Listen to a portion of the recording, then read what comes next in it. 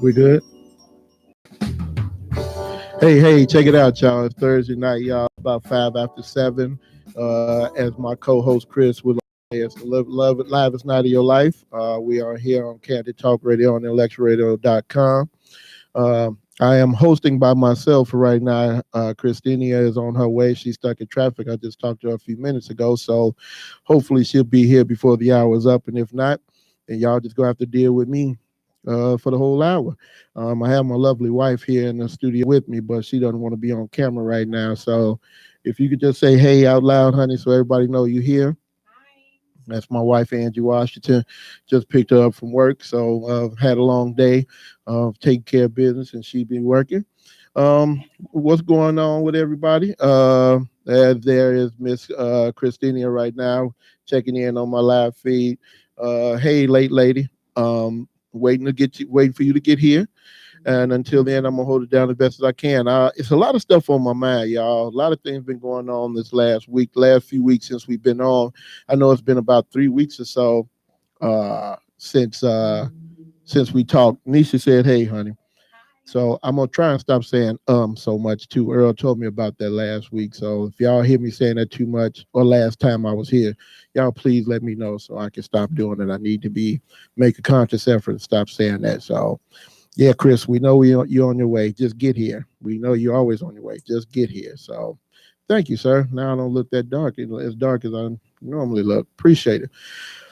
So what's going on with y'all, family, Facebook family, Intellectual Radio family?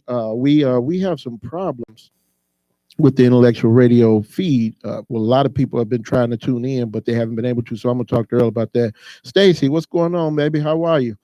Stacy Palmer coming in, checking in from Arizona, one of my classmates. Big Dean, what's going on, bro? Uh, there I go again, and again. Okay, look, I'm gonna slow it down. I'm gonna stop looking at my Facebook feed. I think that's what's throwing me off a little bit. A lot of things going on in the news, people. We're gonna start off with the rash of violence. We all know that Chicago's been a hot box for violence the last 10, 12 years, but seemingly more so the last couple of years. We need some solutions, people. Hey, Anita, how are you, sweetie? Um, what do you all suggest? The only thing that I can suggest, we've talked about it before on the show, is jobs, giving people alternatives, giving young people alternatives to being out in the streets. Uh, they need to find something other to do than stand on the corner. The sad thing about it is they seem to think that it's okay to just stand on the corner and not do anything. It's almost like having a job is not cool. Being responsible is not cool. So um, they need to know that, earning your keep, earning your way is the best way to be, not just standing on the corner, sticking a gun in somebody's face or trying to go in somebody's house who is going off to work, earning them their keep. So we need to talk to these people. At my job, I work for the Juvenile Detention Center. I know we talk to a lot of kids. Stevie, what's going on, bro? My man Stevie Griffith, class 86, checking in from Minnesota. Um, I talk to kids all the time. Yeah, Dean, the Bible, most definitely, bro. You're absolutely right. Um, and yeah, Felicia, I'm gonna touch on it for a little bit, at least as long as I can. When I talk to the kids at my job now, these kids have already been caught and they are awaiting trial or they are waiting turning 18 before they move on to the big house, which is the county, before they get their sentencing. And we talk to these kids on a daily basis. We talk to these kids a lot about the choices they made, the choices they can make, and if they are fortunate enough to get out of their situation sooner rather than later, what they need to do to make sure that they don't get back in this position. I know I've talked to countless number of kids. I've been on at my job for 13 years, and I've been talking pretty much since I've been there. Thankfully, a lot of the kids have stayed in contact with me. They reach out, not very often, but when they do, it's to let me know that they're doing all right. And it's cool that they remember me, and it's cool, even more cool that they remember the conversations that we had. Whether it's again making the right choices or going back and doing something different from what they did before, and an understanding that the street life. One thing that they need to understand that the streets don't love nobody. The streets have no love for anybody. And that even goes along with your homies, your partners, your friends, whether y'all been knowing each other for, 2 months, 2 years, or your whole life. When that heat come down, man, and it's just you in that room, or it's just him in that room, or it's just them in those individual rooms, understand that somebody's going to get the blame. I don't know how many times I've come across kids who have came up with these quote unquote master plans to rob so and so, to get this money this way, that, and the third. And when things go wrong, when things blow up in their face, all of a sudden they get the blame. Disco, what's up, bro? Hey, Dorcas, how are you? My sister-in-law, Dorcas Harrington, checking in. Disco, what's going on, bro? I'm trying to come check you out tomorrow night for sure, man. I know it's been a minute since I've been down there, but I'm definitely trying to get down there tomorrow night. Anyway, to use an example, I want to talk about one kid that I know. He was 17, 16, 17 at the time he committed his crime. And I remember within the first couple of weeks he had gotten there, even though he had been with us before on different sections or whatever, he was completely in shock this time because he knew he had messed up. Now, at my job, I'm not allowed to ask the kids what they're here for and stuff like that. And in all honesty, I never have. I really have not. Celicia, how you doing, sweetie? Celicia Johnson, the morning news lady. She be checking in like 3, 4 o'clock in the morning, letting everybody know what traffic jams, police, blockades, and most definitely crimes or anything going on. So we appreciate you, Celicia. I most definitely do. So this kid was in shock, and I never really did talk to him about what he did, but I remember in particular this one incident where he asked to go to the bathroom, so we let him go to the bathroom, and about 5 minutes later, another resident asked to go to the bathroom. It can only be one resident at a time back there, so I went back there with him, and when I went back there, this kid was in tears. I mean, bawling like wailing Wanda from Good Times, and all I can remember hearing him say was, "I didn't even do it. I didn't even do it."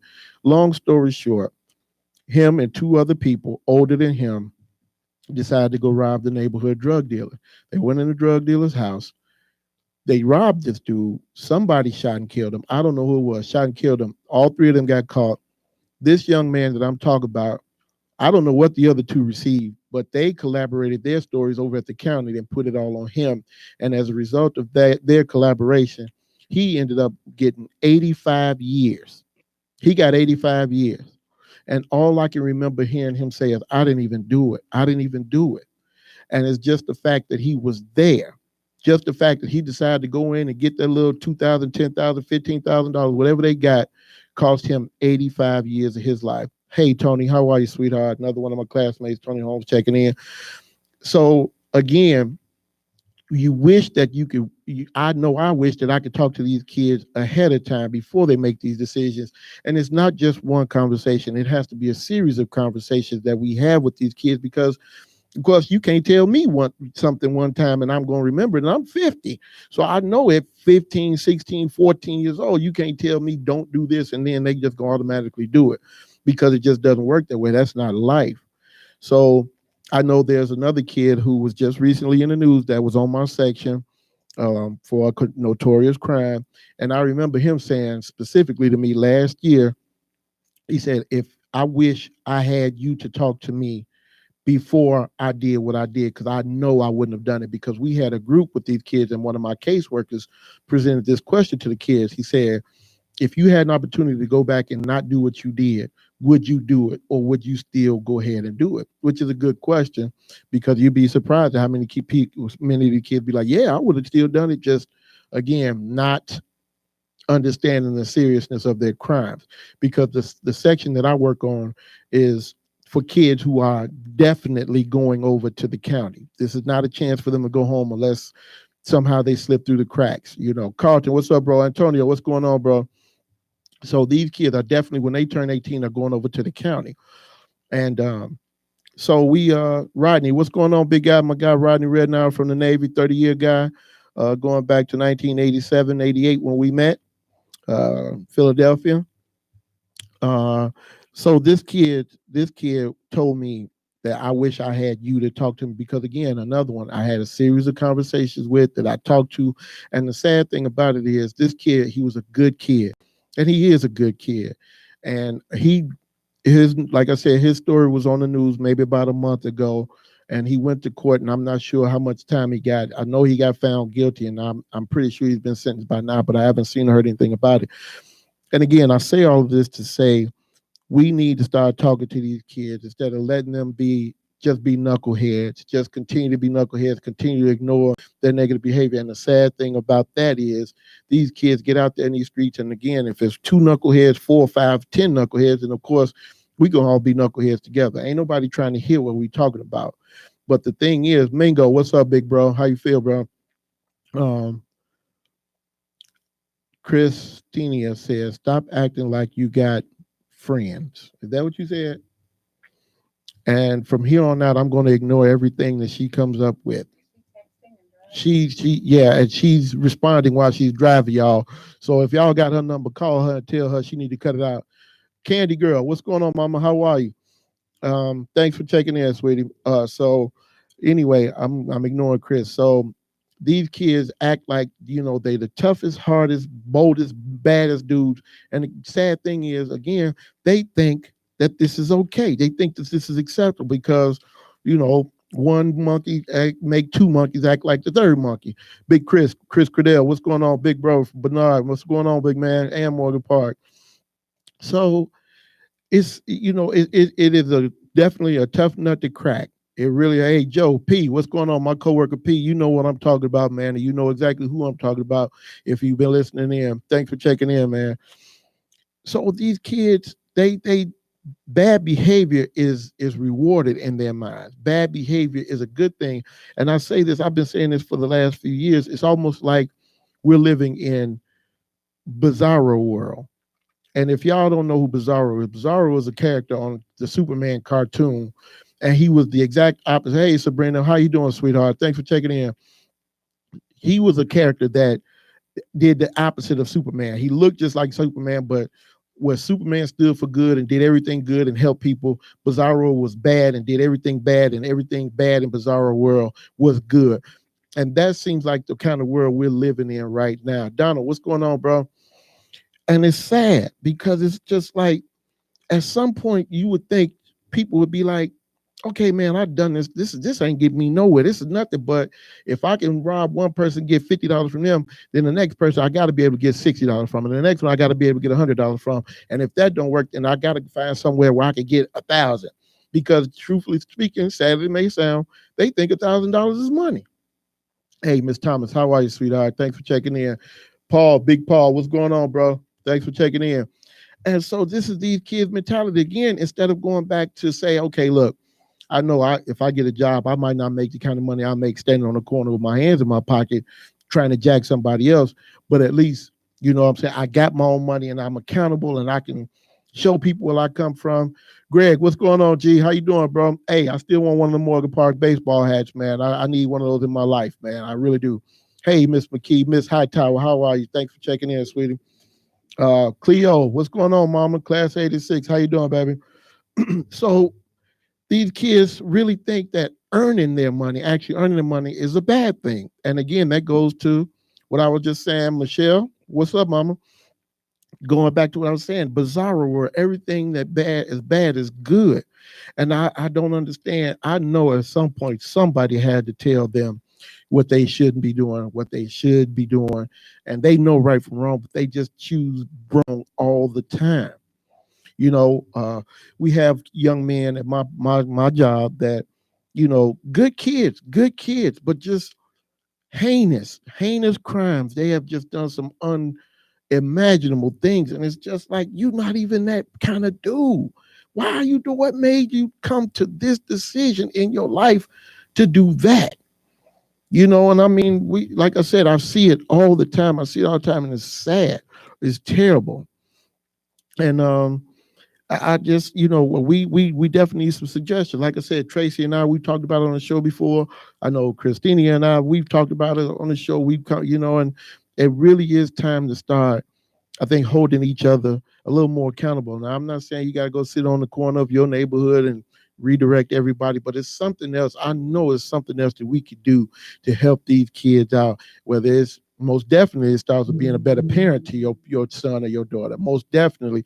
And if that means standing in their neck a little bit more, then so be it. At this point, at 14, 15, 16, it may be a little too late. I get it, but you got to start somewhere. You know what I mean? So, Kenny, what's going on, bro? How you doing, man? Long time no see.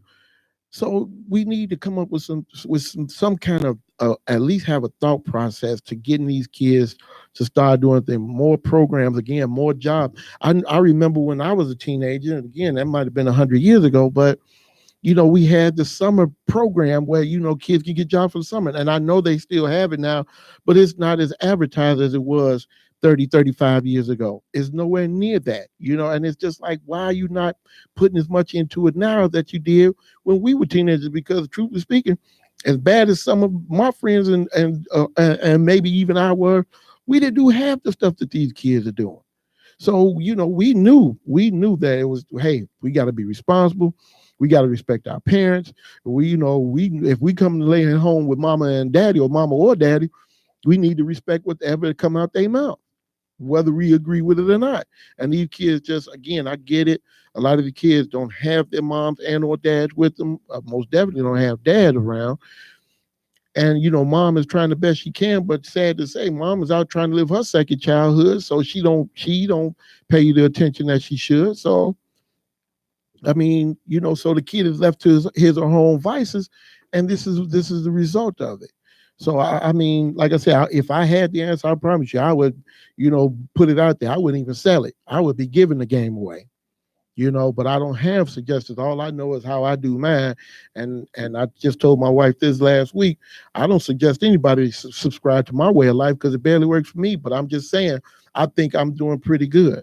I think I'm doing pretty good. Am I the greatest? No. Am I the best? No. Am I perfect? Absolutely not. But I'm trying. And every day is another opportunity that God gives me to do better than I did before. So, I mean, if it starts with yourself, if it starts with you doing for yourself and showing your kids a better example, then do that. Do that. I mean, but we got to start somewhere because this is ridiculous, man. I'm tired. I've been off work since December 12th. I had, for you all that don't know, I had two different surgeries. I had surgery December 14th on my shoulder. My right shoulder was all types of jacked up. Then at the end of April 26th, I had surgery on my right Achilles because it was torn. And from what my surgeon said for that, it was a little worse than he thought it was. But they got it all cleared up, and I'm on my way back now. Probably be back at work within a month or so. But with all of that being said, I sit at home every day.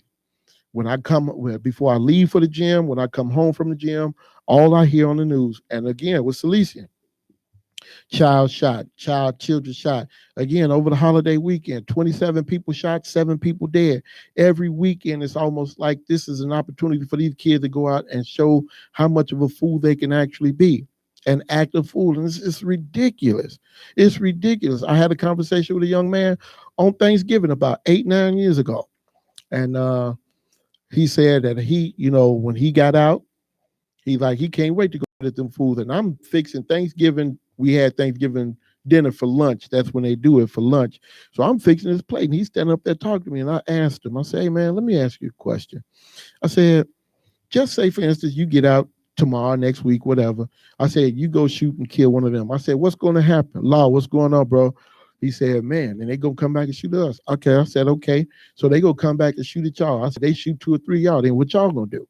Man, we going to go shoot back at them. I said, you go back and shoot 3 or 4, then back and forth. They going to come back and shoot 4 or 5. I said, so when ain't nobody left, I said, what do you win? And he stood there and he was really puzzled. And he stood there for about 10 seconds. He's like, nothing. I said, so why are you doing it? Why are you doing it? If you know you ain't going to get nothing out of it, why are you doing it? And he couldn't answer. And he was a good kid. He had a rough upbringing, could play basketball like nobody's business. And just to show you just how rough his upbringing was and how some of the things he had done in his past, he was running from the police. Saw them chasing him, ran through between 2 houses. He said when he cut through the alley, turned the corner to break out, a police officer standing there about 4 feet away from him and shot him in his eye. And it grazed him right outside his right eye.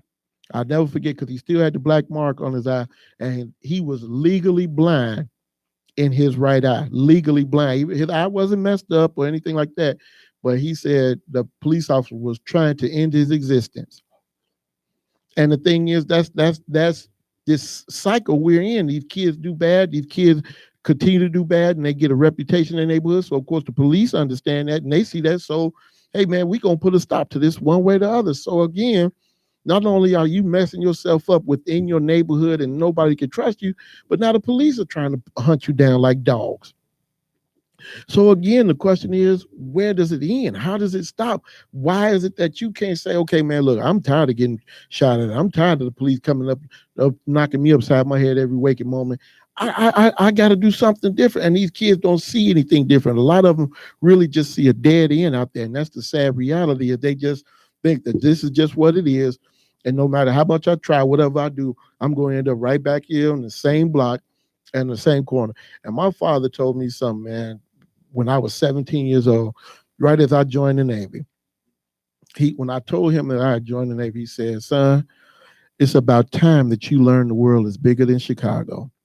And when he said it, I just kind of looked kind of puzzled because, yeah, we had traveled, family vacations and this, that, and the third, but I had really never been nowhere on my own. So it just kind of, threw me a little bit. But when he said after a while, it was just like, you mean, Africa actually really exists? It ain't just in a book. You mean the the seven wonders of the world are actual real things? The pyramids in Egypt and the Eiffel Tower in Paris. This stuff is real. And when I finally got a chance to get out there and see it, it was just like, wow. And he said this. When he told me that it's about time I learned the world big Chicago, he said, them same dudes you leave standing on the corner gonna be there when you get back. And I was just like, no. I didn't tell him that, but I was just like, no, everybody got plans, everybody got dreams, everybody gonna do something big. But sure enough, man, whenever I came back home, and most definitely when I came back home from vacation, and when I got back home, sure enough, same cats, dudes that I love, standing there on the corner, pretty much ain't moved since I've been gone. Had moved since I've been gone. And it was just like, man, this dude was right. He was right. Like for real, for real. And I've been telling those kids the same thing, at my job for 13 years. It's about time that you learn the world is bigger than Chicago. I worked in a group home before I got to the juvenile detention center. And some of the kids in the group home had never been downtown. Tina, cuz, what's going on, baby?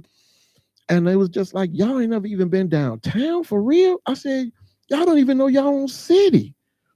And so I started taking them kids downtown, and it was amazing the response I got just going to the water tower. Now, y'all remember back in the day, the water tower was open 24 hours, not the stores, but it was a tourist attraction. So you could walk through there and walk through every floor the whole night if you wanted to. And to take those kids down there in the daytime and let them see those stores and let them see the Mag Mile and let them see, the Wrigley building and all of that stuff, it was almost like they were out of town. It was almost like they had gone to Paris or Italy or somewhere like that. Like, man, I never knew this existed. And I used to just tell them, hey, man, you trying to impress a girl or something, bring her downtown, man. Take her down to Giardelli's and get a milkshake, or take her down to, again, State Street or something, or to Garrett to get some popcorn or something like that.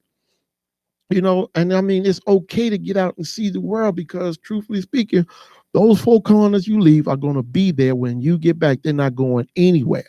And sad to say, ain't nothing going to change. Ain't nothing going to change. It's still going to be cats around there being knuckleheads. It's still going to be cats around there trying to outslick each other. All of that. All of that. And I mean, it's just, you got to do something different. You have to do something. Young people, my young people, if you're watching, if you're going to tune in later, y'all got to do something different, man. You got to do something different. And even if it is just going to school and getting your education, do that. Do that. Because you never know what kind of world it'll open up, what other doors it'll open up for you, or what other opportunities you're going to run into by completing a high school diploma, or going to get your associates or your bachelor's or your master's, or even if you learn a trade. Trade schools are popping right now, man. You know what I'm saying? You don't have to have a degree to learn heating and cooling, to learn plumbing or electrician. You don't have to have a degree. You go to school and do what you're supposed to do, and you can be getting paid. One of my best guys right now, he did that when he left the group home, went to electrician school. That kid left to start the first job he made. He was making more money than we was. I got jealous. I got jealous. And I just talked to him about 3 weeks ago, maybe about a month and a half ago. Doing well for himself, still doing well. And that's the difference. It starts all within yourself. It starts within yourself. You know, and Donald just said no aspiration. That's sad for these young people. You're absolutely right, Donald. No aspiration. All I want to do is stand here on the block with my pants hanging down around my under my drawers, and I just want to holler at the little other knucklehead girls. If I think she cute because she got a big behind or whatever, that's all I want to do. That's all I aspire. Give me enough money to get drunk. Give me enough money to get high. Give me enough money to pop a pill, and that's a great day for me.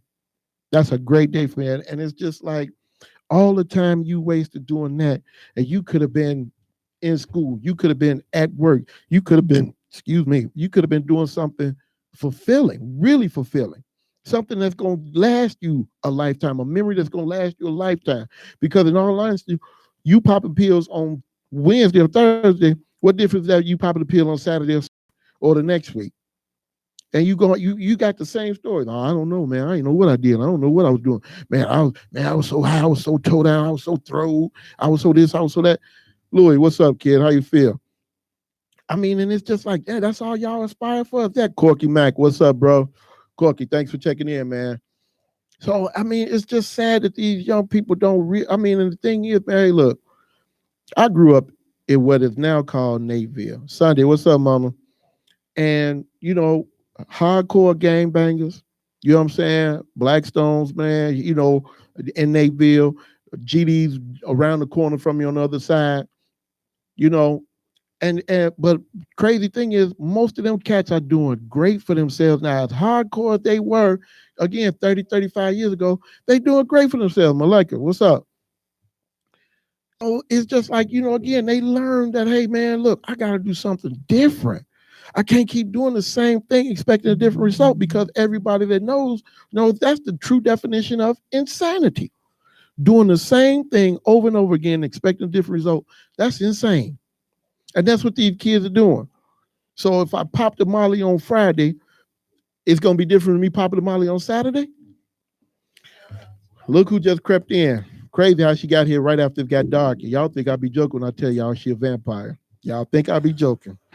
Anyway, man, I mean, it's just so, it's just like these kids don't understand, that they need to do different. They need to do better. And that's the sad thing about it. Like you said, Donald, no aspirations, bro. No aspirations.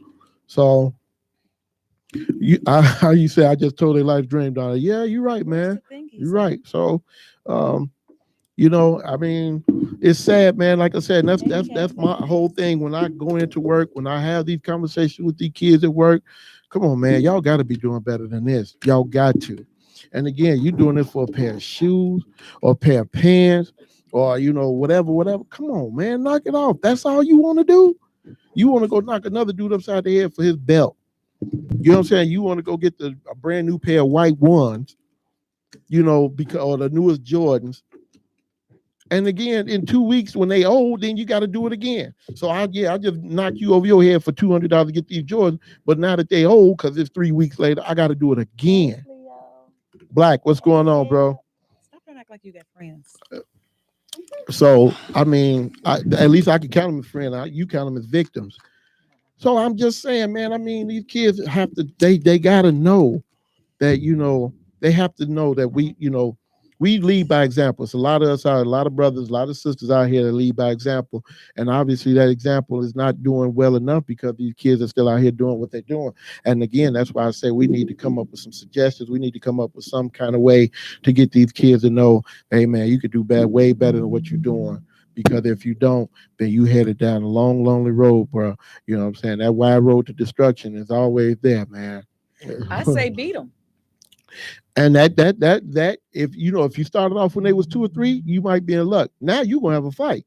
Now you gonna have a fight. I said beat them as soon as they come out the womb. Yeah, man. First time you tell them no and they raise up, these kids be ready to it fight. is what it is.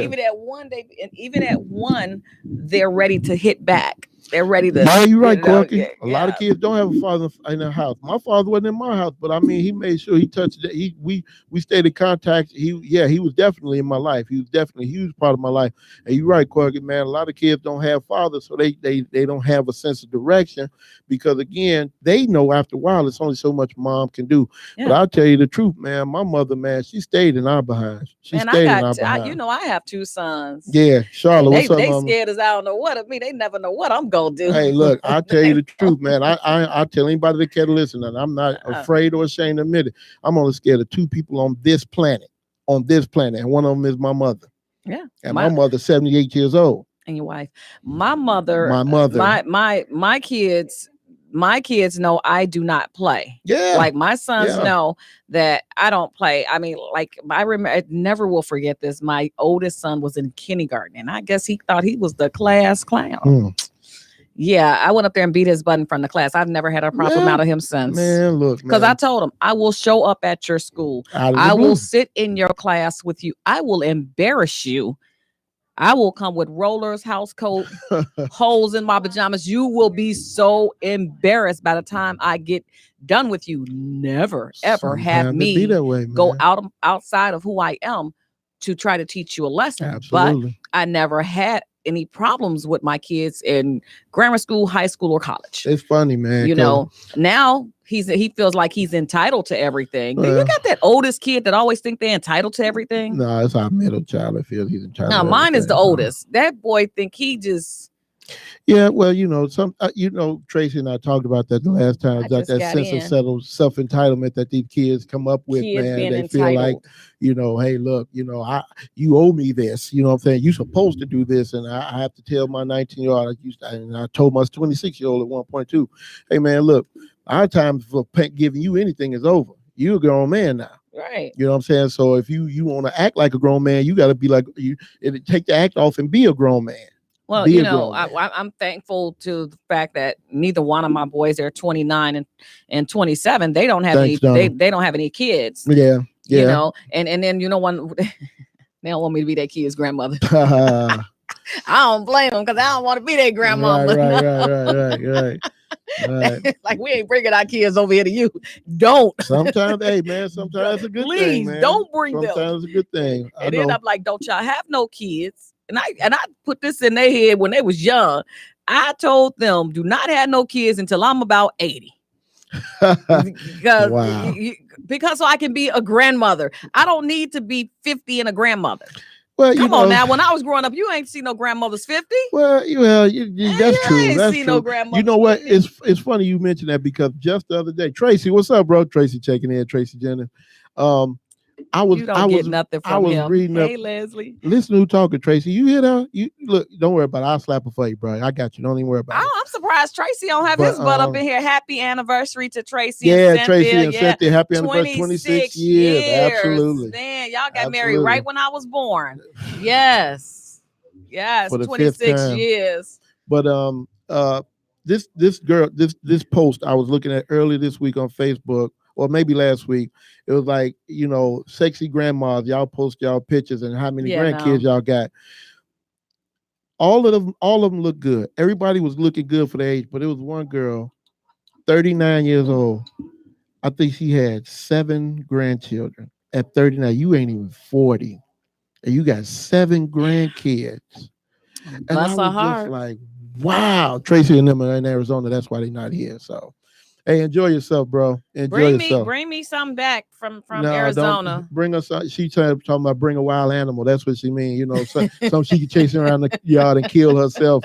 One of them jackrabbits, them Arizona jackrabbits or something. That's what. Cynthia, what's going on, sweetheart? Happy anniversary to you too. Thanks for checking in. Happy anniversary, Cynthia. So it was just like 39 and 7 grandkids. But you know what? It's sometimes like I have a friend who was 14 or 15 when she had her daughter.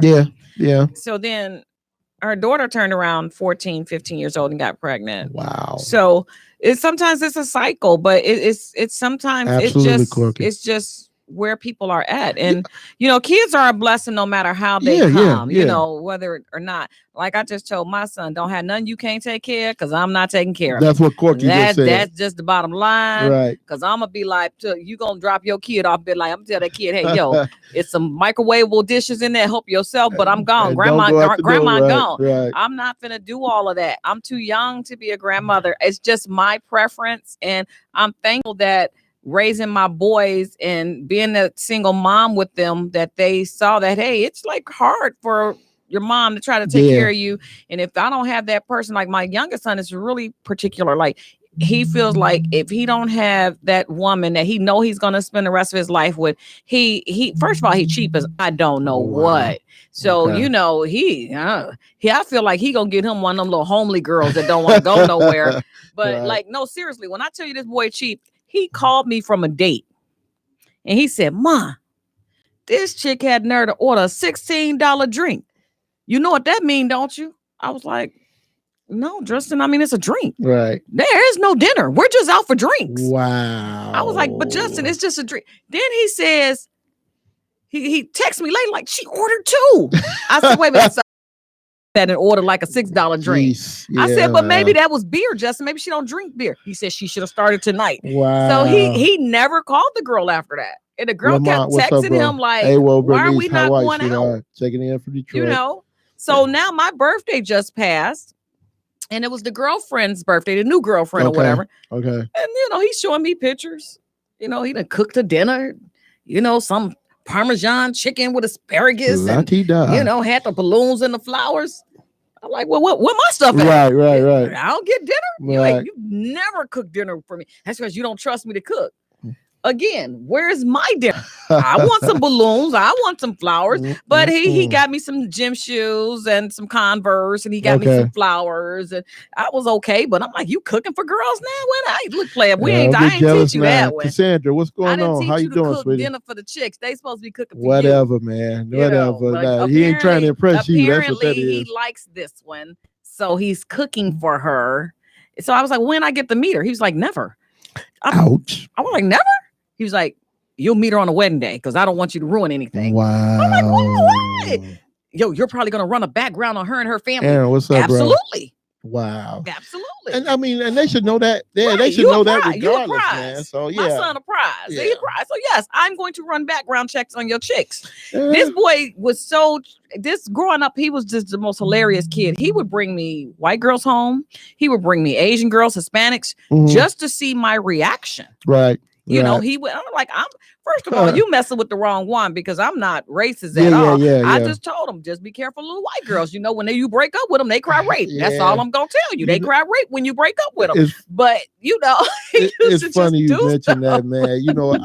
I wasn't even dating this girl, but I had some friends. I had a friend that one of my coworkers.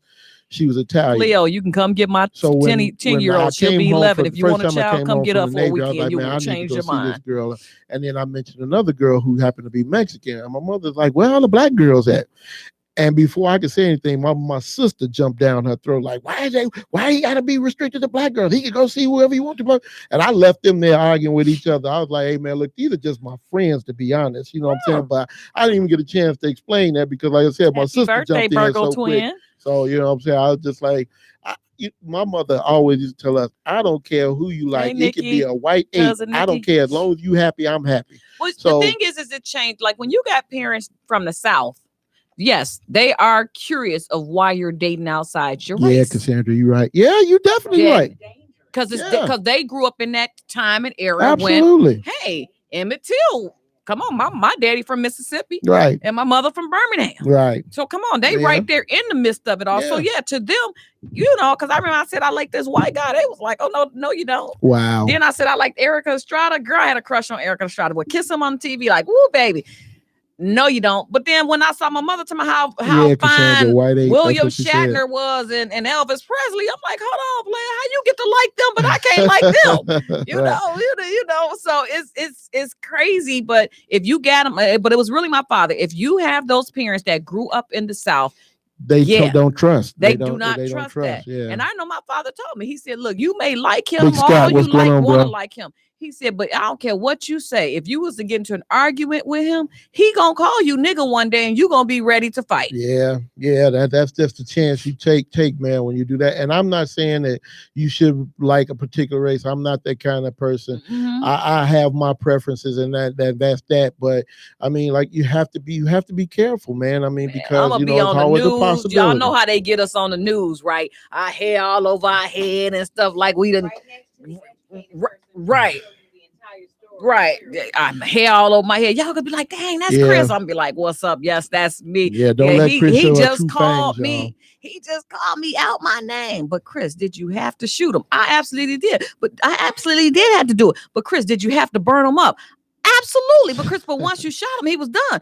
I don't care. Well, Chris, did you have to put that acid and bleach on him? Yes, I did, Your Honor. Yeah. Yes, absolutely. Because he I know that's right, Cassandra. Thank you. I have a protocol to follow. You know, and I probably did that after I made him drink a glass of bleach. Corker, we all got people from the South, bro. We are. My mother from Palmer, Missouri. My father from Tupelo, Mississippi, or Shannon, Mississippi. One of the two. So yeah, we all in the same boat, bro. So yeah, when you got your parents from the South, IntellectualRadio.com, and something is going on with the feed because nobody can get on IntellectualRadio.com. That's why I'm doing the live feed. Yeah. Actually, I'm right over here in Westchester. We don't give out our location. You know, you got warrants.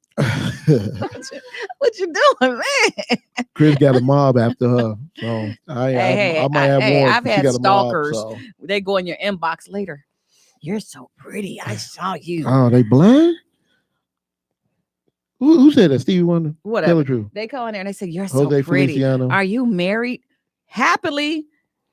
You know, is your husband happy? He better be. Crazy all up. You know? That's what it is. Yeah, you better be careful of them because they lying in your face, man. Whatever. You just better be lucky Angie putting up with you after all these years. Anywho. I know she got a good policy. We ain't got to tell her, Angie. You got to tell her got that good policy on her. It's all good. It's all good. That good policy on her.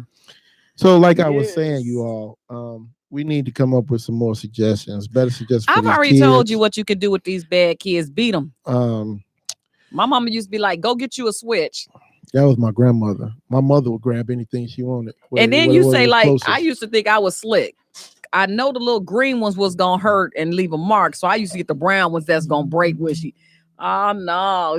That's where you mess up at. IntellectualRadio.com, Cassandra. I'm sorry. Because then, you know, it's like, Candid go talk. Get a belt. Go get me a shoe. Like, look, you ain't finna hit me with no shoe. Thanks, I don't care Scott. what you say. A shoe is for you to walk around with. I'm not no dog. You not finna hit me. Man, and hey, Barbara Jean didn't play that. My grandmother had my aunt to the floor with a pair of those shears. Oh, shears? Through them. Oh, amazing aim. That was violence, man.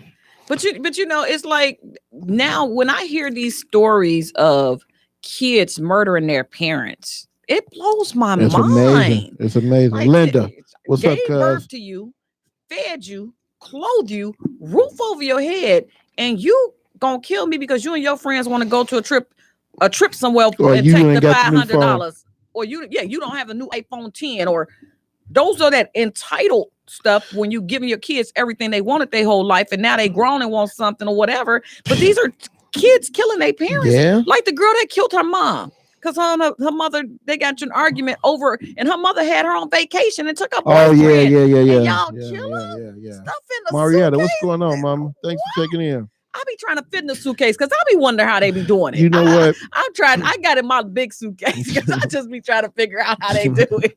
Like I can fit in the big suitcase, but when you got all these other people that's trying to, I'm like, they done cut that lady body up. I remember one day I was getting a suitcase. All right, Rodney, have a good night. You too, bro. Thanks. Doing? I said, hey, I just want to know if I could fit in the suitcase. You know, so I got in there. Did the little fetal position. I said, all right, zip me up, Dre. He was like, Mom, not zip you up. Like, zip me up because I just want to see if I can fit. Because I'm trying to figure out how these people be doing it. Well, you know, the thing is, how do they get them through customs? They put you on a little thing. They don't check your. They obviously they do not check your bags. Yeah. They only do it for a certain.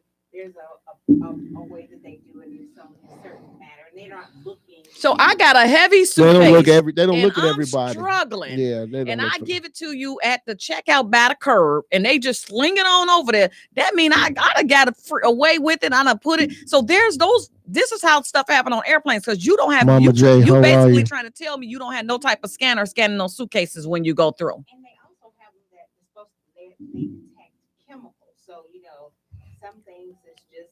Oh, I don't use chemicals until after I get them where I need them at. Then I pour that acid and the bleach and stuff on them. Yeah, you know how spiders do. They secrete that stuff that just, they dissolve you from the inside. That's what she do. So whatever. That's how she do. Hey, Brother Branch. Hey, Bill. Humans are instinctively selfish. Yes. Because babies, they are selfish. They have to be trained out of that. And when you don't train them out of that, you just keep feeding that need. Then it grows, it manifests, and it gets out of control. By the time they like 11 or 12, that's the sad thing about it. I wish my 11-year-old would hit me. I'm gonna be on channel 2, 5, 7, 9, 12, Fox 32, Telemundo, and CNN. And ESPN. You know what, Mike Epps. I remember seeing his comedy special about 10 years ago, but he had a segment where he said about white kids. He's like, and how he said white kids, man, they crazy. Like they kill their parents, everything. I can't repeat what he said, but one of his jokes was so hilarious that it was 2:00 in the morning. I think I woke my wife up laughing at this dude because he said he was in the iPhone store and he said he was looking at the phones. He said he was trying to get a new phone. He's like, because I hadn't had my phone about 5 years. So he's like, it's time for me to get a new phone. He said, this little white boy had a phone, brand new phone in his hand and told his mom, he's like, I want the new iPhone 7 or whatever it is. And she's like, no. And he said, you're effing dead, Mom B. You know what I'm saying? He said, he's just standing there like, what? You dead? He's like, man, you got a brand new phone. He's like, my phone falling apart in my hand and you gonna kill over that? He's like, man, white kids crazy, man. So, but you got some black kids like that too. They got these little white friends. They done picked up them little habits. Monica, what's going on? Yeah, absolutely. So, yes, we do, Virgo twin. We got to link up. It's sad that and the thing is, it's not restricted to just white kids. So I'm not just gonna pick on white kids, man. But see, Lord, what people don't realize, then a lot of people don't know these Asian kids do stuff to their parents. Oh too. yeah. But they under so much stress. I you know what? I remember reading a thing some years ago about Asian kids in college, and kids under such pressure to get a and whatever. This one girl killed herself because she got a B on her final. She committed suicide because she got a B on her final. It was just like, are you serious? He was barefooted when I got here. So, so it was just like, gee, you got a B. I was like, man, I would have had some champagne if I got a B. But that pressure that she was under, man, it was a bit too much. And those kids, because here's the thing in China, again, I learned this when I was in high school. These kids go to school literally year around. They go to school. They go to school. They get 2 weeks out a year for school. 2 weeks. How it needs to be. And even on that 2 week break, they have homework that they got to do. I'm all for it. Natalie, what's going on, Mama? And I was just like, man, that is insane. I was like, so while we complaining about 3 months ain't enough? Huh? Yeah, they need to be in school. There's nothing in the street for the kids. I say year-round school, 2 weeks out, and back in school. Well, there's nothing for these kids to do in these streets. You got a lot of these kids, they latchkey kids. They going home because their mom and dad still at work or their mom at work. They going home. Guess what? You can't police them from work. These kids, first of all, they're not even coming straight home. They hanging out with poo-poo and whatever. Then they come in when they want to. Then just think of the parents that work nights, the mothers that work nights. Yeah. Leaving out the house when you think your baby sleep, your baby at home turning up as soon as you walk out the door. Right behind, because you don't have money for daycare or child care. And then, like you said, it's these grandmothers in their 30s, 40s want to hang out. They live in their second childhood. Right, they live in their second dream. No. So there's no discipline in the households because women don't want to discipline their kids to a certain extent. Yeah. But because a man's supposed to. Dave, what's going on, bro? Man is supposed to discipline the kids. Welcome to Chris's world. Walk in my house and act up if you want to. Yeah, my mother didn't care. My mother was just like, look, you act a fool, you gonna get treated like a fool. How you doing, sweetheart? I see these little kids falling out in the store. I'll be like, get your kid. Yeah, man. This is things, man, we see in some public places, man. No, Virgos do not know everything. And all that stuff, man. So. No, we don't. Yeah, Dave. It's hot here too. We to know be a honest, lot. bro. We don't know everything. Skip, what's going on, bro? We got Angie in the studio, which is Dion's much better half, but she never wants to get on and talk. She always talks to us from over in the chair, instead of getting on the mic, putting on a little headphone and just talking. She's comfortable doing it because she wouldn't be talking to us for all the way over here. Hey, look, I've tried. But then again, she probably don't want to sit next to Dion. I mean, I understand she lived with him. Y'all get it. Anyway, in other news, Skip, thanks for taking in from Arizona, man. I appreciate you. Stop acting like you his friend. Quit playing with him. Skip, tell her how far we go back, man. So Skip, we don't go back as far as her because she's centuries old. See, that's the difference, man. So we've been knowing each other since we were true little kids because we grew up together. Her, on the other hand, all the kids she grew up with, they've been dead at least 400-500 years. So that's the difference, man. So that's all I'm gonna say to that, man. So whatever. Skip, he is don't believe Scott, what's up, big guy? My college baseball teammate Scott Budeslich checking in. Scotty, what's going on, bro? College. Quit playing. So like I said, what's up, Sly? Thanks for checking in, Scotty. How you doing, man? How you doing, sweetie? Saw you. Yeah, stop. Why don't y'all stop acting like y'all his friend? Quit making him think y'all his friends, like he got friends. Stop it. Y'all up there sitting up here like he calling all y'all names, but then again, he probably just making that up. Let me see your phone. Here, let me. In all seriousness, I'm gonna compliment this girl. Chris is a gorgeous girl. And she has been for a long time.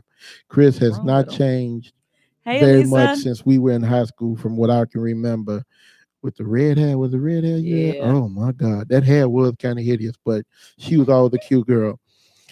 The amazing part to me is, how is it after all these years you look the exact same? Unless it's some BS going on. See, that's all I'm gonna ask. That's all I'm good. That's all I'm gonna ask, man. You know what I'm saying? How you look the exact same 35, 40 years later, man. For real. Come on, man. Hey, brother-in-law. You know what I'm saying? So she can cut the shenanigans. Let me tell you how. I drink a lot of water. Lots of water. That's vampire for blood. Go ahead. I drink lots of water. And one thing about it, you can't let life stress you out. Absolutely. The more you let life stress you out, it ages you. Oh yeah, definitely. And I it was just last week. I had this conversation with one of my coworkers. Now she's about 5 or 6 younger than me, and she got all these wrinkles. And so she's like, "Well, Chris, how old are you?" I'm like, 49. What's up? You know. Oh my God, I'm only 44. You don't have any wrinkles. Look at your skin. She went to touch me. Rule number 1, don't touch my face. White people do that all the time. They don't know. So she went to touch my face. Oh my God, and it's so soft. You have like you some kind of puppy or some doll or something in Walmart or something, man. You know. Knock it off. So, she's just like, oh my God, you have no wrinkles. And look at all the wrinkles I have. Oh, you probably didn't lay out in the sun. I said, I lay in the sun all the time. But the difference is I know how to protect my skin. With a layer of mud, like most hippos do. I'm sorry. Go ahead. I know how to protect Shantae, my what's skin. Going on, Mama? I know how to use the sunscreen a lot. And honestly, I burn just as worse as they do if I'm out there too long. Yeah. But when I do, I make sure I put on that aloe vera and everything else. They think it's cute to be peeling. I don't think it's cute to be peeling. Yeah. So I throw the aloe on and everything. But I always say that you don't let things stress you. You got to take life one day at a time. Yeah. And definitely. There used to be a time in my life, if you looked at me wrong, I'm like, what's up? You know, I had this thing with the Uber driver the other day. Did you see that post? No. Oh my God. She first of all, she pulled up at my house looking like she just got out of the bed, like she ready rolled. Oh, wow. Like, I mean, seriously, like she ready rolled out the bed. Yeah. So, how you open the door, but I'm like, a little dirty, but okay. I just got to get to the train. Right, I'm just trying to get to one spot. Maybe she saw that. Right. I don't know. So I'm sitting in there and I'm on my phone, checking my emails, like, I got to do this, So we get to the train station. She got me way back here. My interest is way up there. Mm-hmm. So I was like, oh, I'm sorry. My interest is up there. Mm-hmm. No, it's a car parked right there. I said, no, the car's right here. There's no car right there. And I would like to get out up there. She said, be by. Wow. I was like, wow. I was like, Dig that. I was like, growth, Chris, growth. So I was like, so I got out of her car, and so I pointed like, hey, you see, Tanika, there is no car up there. So she said something inaudible, and she just like sped off. Now I was outdone when she said to be back. Yeah. But you know what? This is like the third test that I've had. Wow. Now, honestly, the third test I had since July. I had one in July. No, I had one in July with family. I had one in August with family. She's like my sister-in-law. Then this. Lynn, and I didn't react. Like I used to react to things. Now, did the thoughts cross my mind to react? Of course it did. Absolutely. Of course it did. But I did not react because, well, first of all, the one in August, people were like, Chris, just walk away. And I did. I was upset about it because I had to go for a drive because this is somebody that I considered family. And the reaction, it wasn't all that necessary. It was an overkill, and it was not necessary because I was actually trying to look out for somebody else. And my heart was sincerely looking out for somebody because I'm thinking, because I've known this person for a long time, I do want to make sure that she's okay. People I care for, I'm always going to try to go that extra mile and make sure that they're okay. But 3 times, once in July, August, and September. Now, the people in July, I have no dealings with. No, I don't even talk to them because that was like, I'm sick of this. You're not going to keep doing to me. I'm done. Period. Right. There's no going back. Right. So I walked away completely from that. Right. But this Uber driver, I'm liking, like, this chick just really. So I gave her a horrible review. They responded right away. They refunded me my money back like right away because I guess they see that, hey, this lady takes Uber almost every day to the train station, and I've never had an incident, so they gave me my money back right away. But and I'm just like, never, ever, ever, ever, ever, ever, ever, ever send her to pick me up again. Right.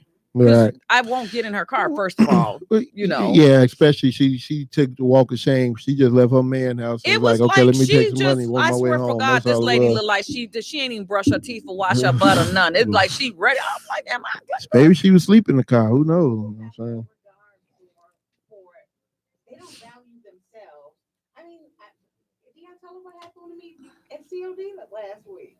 CLD correction. College of DuPage. She went to drop our son off at school, and so he only has one class, so she was going to wait for him. So she pulled into the parking lot, and it was a handicap. They have an entire handicap parking lot at COD. Shout out to them for that, man. But she was just like, okay, I'm only here for a few minutes, so I'm just going to wait. So she was waiting, sitting in the car, and this man got out of his car that parked next to her, a couple spots down from her. Across from her, and was filming, taking pictures, and she's like, well, did you have a handicap placard? No. But were you parked in handicap? I pulled in the furthest row. I was. But were you in handicap? Oh yeah. Well, you broke the law. Come get her. Come get her. No, because first we got top legalities, parking. My car was in drive. She was in drive. In the car, right. And my car was running. Right. There were 15 other spots. And she was in the furthest spot. But you didn't have a handicap license plate. You didn't have a handicap placard. So therefore, he felt the need. And what he's going to do when he recorded that, he's probably sent that to the Department of Motor Vehicles. Here's what happened. Here's what ended up happening. And you're right, because hi, Earl. This is the privilege that he felt he had, and he had to exercise this. Right. He starts to tell her that she's parked illegally, and she, he was recording her, and he was going to send it to the police, right? He was going to call the police.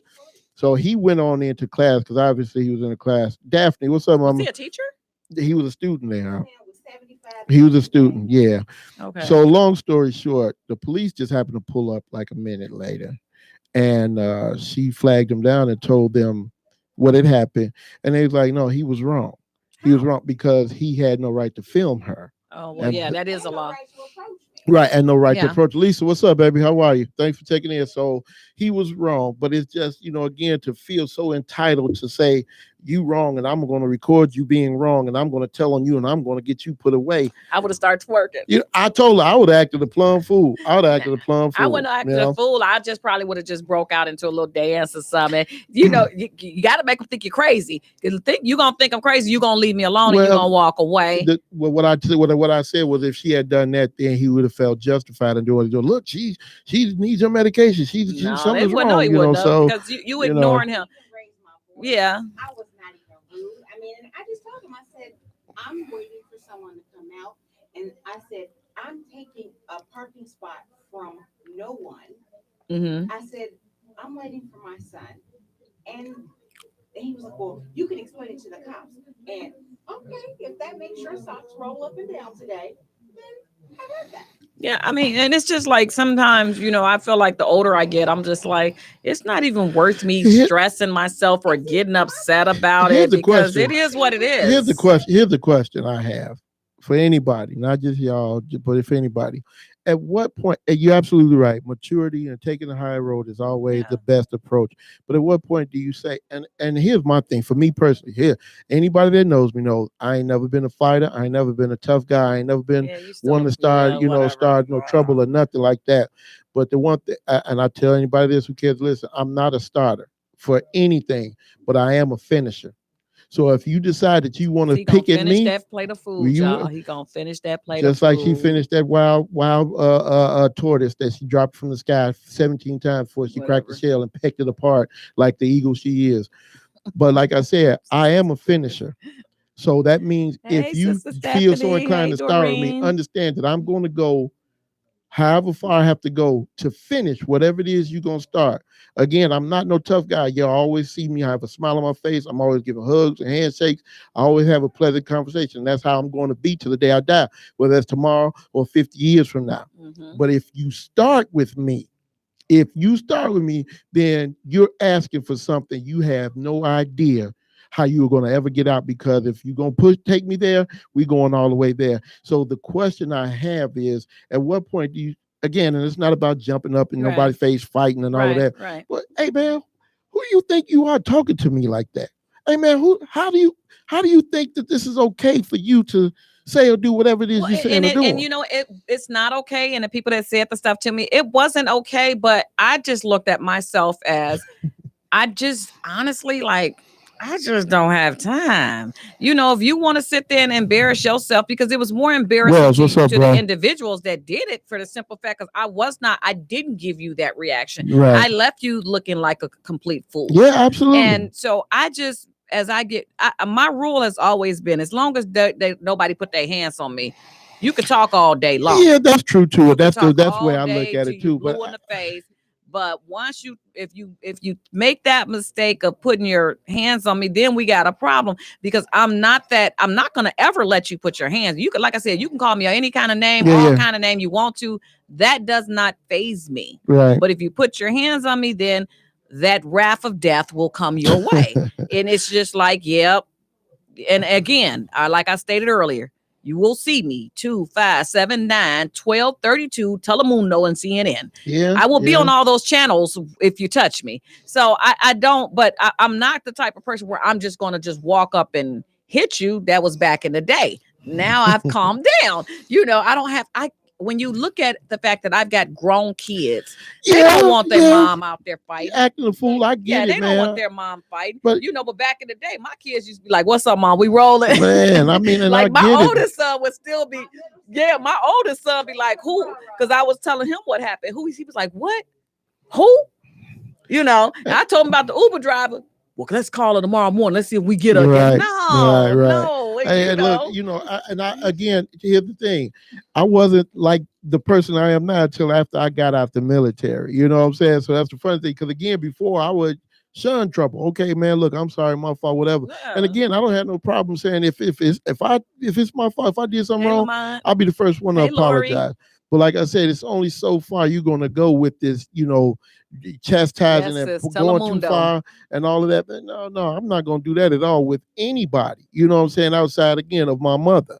You know what I'm saying? So anybody else, you're going to have an issue on your hands. Like I said, I take what my mother said because, hey, this is how I grew up. And okay, Ma, yeah, you right. I got you. Okay. Yeah. You know what I'm saying? But like I said, don't come at me twisted sideways because you got a wild hair up your behind, or because somebody else did something to you, or because you feel like I have done the wrongest of wrongs in the whole world. No, don't do that. Don't do that. But we talked about this on the way here, how people are not accountable for themselves. Absolutely. They always want to pass the buck or pass the blame to somebody else instead of them taking, what they've done and be accountable for what they did. It's not a bad thing to say, hey, I'm sorry. I didn't mean for that to come out like that. I apologize. To say is I'm sorry. It's not hard to do Absolutely that. Not. But because you want to be so hard, you want to, I told her. You didn't tell me. You actually made yourself look like a complete fool. So exactly.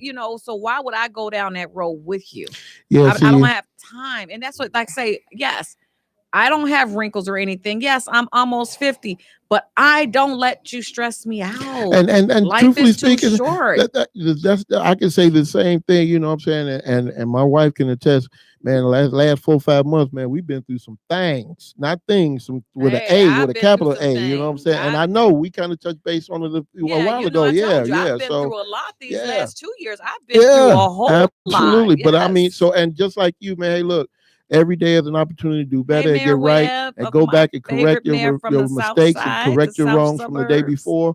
And you can't, one thing I learned in my job, man, 13 years ago, is you can't drag the last day into the next day.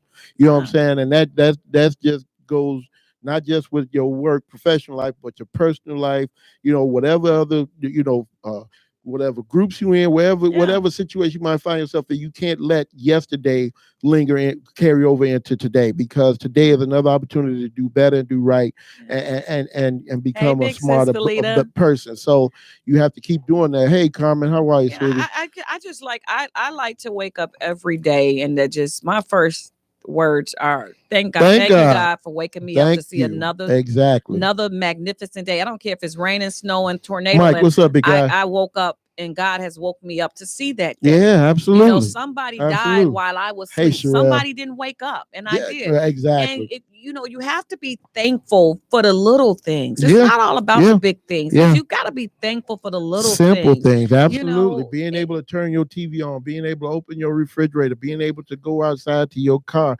being able to get, what I'm saying, what you want to eat when you want to eat it, and things like that. You can never take those things for granted, man, because those can be taken away from you in the blink of an eye. And that's funny that you say that, because we were talking about that yesterday in Bible class.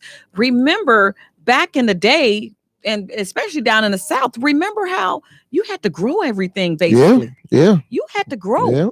You had to sit up there and, Lord Jesus, let it rain so my corn can grow. Right. Lord, let it rain so my tomatoes and my greens can grow. Lord, but we're so spoiled now, because all we got to do is go in the store and buy it. Run all these and run the jewel. But what would have happened if some of us in today's society was back in that day? We would have had to do starve. What? Yeah, starve. No, we wouldn't have had to starve. We would have had to adjust. So you adjust to the things that you want to adjust to. Right. Because I'm not going to starve. I'm going to adjust. I'm going to learn how to farm. I'm going to learn how to grow my food. Absolutely. But nowadays, like I said, we're so spoiled. Yeah. We can go in the store and buy some Glory greens. Not me, but you know what I'm saying? You can go in the store and you can get your greens, you can get your cabbage, you can go in without having to wait for everything it to grow. Instant. Everything is right there. Instant gratification. Go in, throw it in the cart, and you're done. Yeah. But think about our you could even go with some of our parents. I mean, my dad was born in 32. My mother was born in 37. That was still planting and growing your food. Absolutely. Too, you know what I'm saying? So you look at those type of things, and it's so funny because I've been doing I went back on all of the census from my mom's family and my father's family. And it's amazing when you see that your grandfather's born in 18 something, and your grandmother's 18 something, and then it showed that they were living with their parents who was born in early 18. So I'm like, dang, they was old. But you know what I'm saying? But if you trace it back, if you ever take that time, just go on ancestry.com and just really go back. Look up the census reports. And if you look at those census report, you'll see who was all. And guess what? They were little Negro boy. You know what I'm saying? My daddy didn't have a name on some of them. He was little Negro boy. Right. because he was the oldest of 11. And then as the years went by, with the census, then it was teenage Negro boy. Like he still ain't got a name. As a teenager, he didn't have a name. But it's very interesting because I'm on this journey in my life too, because most of everybody knows that I'm adopted. So I've found my biological sister.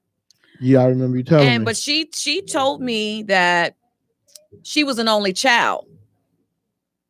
That they told her she was an only child. So I said, well, yeah, when you were adopted, because she was adopted also. I said, yeah, when you were adopted, you would have been the only child because, dude, you're like 8 years older than me. Right. Of course you wouldn't know about me. Right. Well, no, I don't think my mother would have put up another child for adoption. This is a conversation she had. Like, I'm like, all right. Why would you do too? What the facts are. Like, our DNA was, you knew just from the numbers of the high number that we are sisters. Not half, but we obviously have the same set of parents. Yeah. So you mean it's another one of you out there? No, she not like me. Thank at God. all.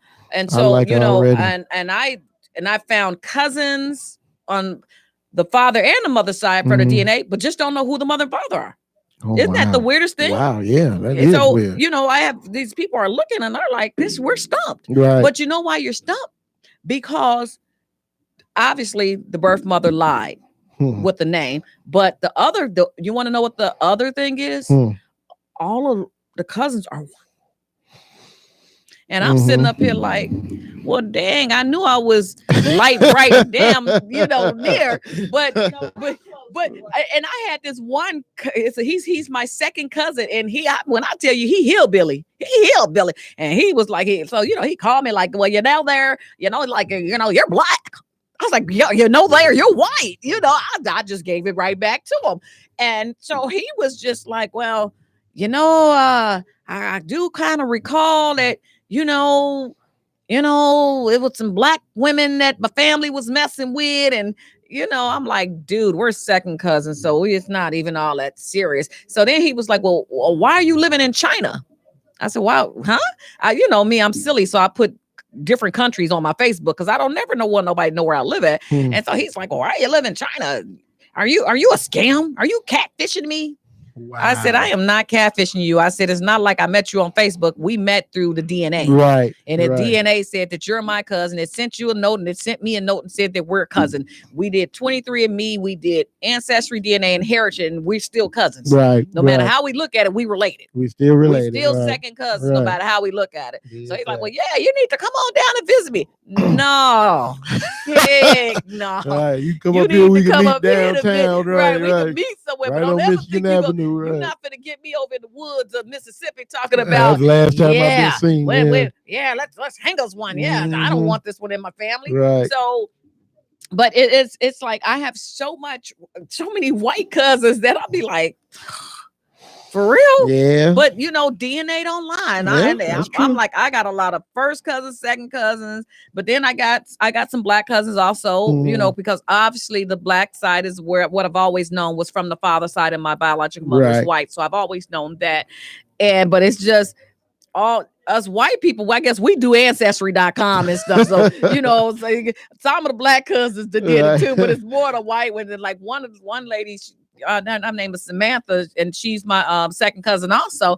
And she was like, oh my God, you just don't have the blonde hair, but yeah, we favor her. I'm like, no, we don't favor her, not at all.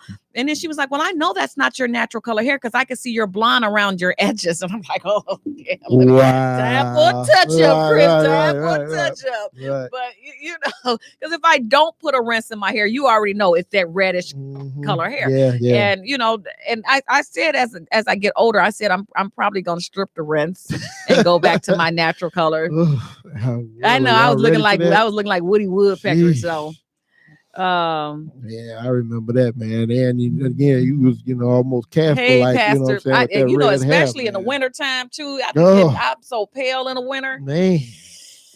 But but if you look at the insides of my hands, and then you see the bottom of my feet. It's just so white.